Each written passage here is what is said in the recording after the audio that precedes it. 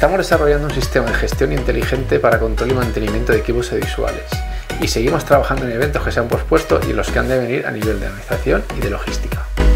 Estamos estudiando las capacidades de las salas de acuerdo a la normativa actual de distanciamiento entre personas para adaptarnos a la nueva realidad mientras dure.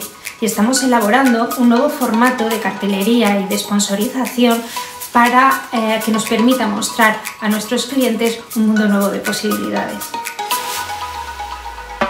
Investigamos nuevos sistemas de control y seguridad, como la instalación y uso de cámaras con sensor térmico que permiten el control de la temperatura corporal. Y buscamos nuevas soluciones técnicas para algunos espacios del palacio, como los nuevos sistemas de tramoya y los telones americanos de los auditorios. Estamos implementando un nuevo sistema de streaming y videoconferencia para ofrecer a nuestros clientes un nuevo concepto de eventos híbridos con participación remota. Además, estamos desarrollando desde el grupo de sostenibilidad la puesta en marcha de las acciones necesarias para el cumplimiento de los 17 objetivos marcados por la ONU para que nos permitan contribuir a un futuro mejor.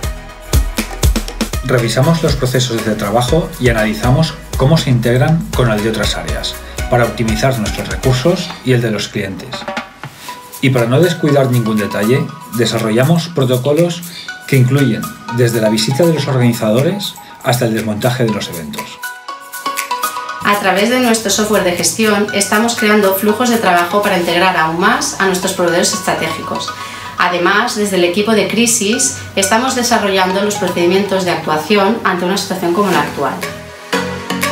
Como director del área de operaciones me ocupo de coordinar las iniciativas del equipo para adaptarnos a la situación actual con verdadero entusiasmo, aprovechando esta oportunidad para el desarrollo de nuevos retos.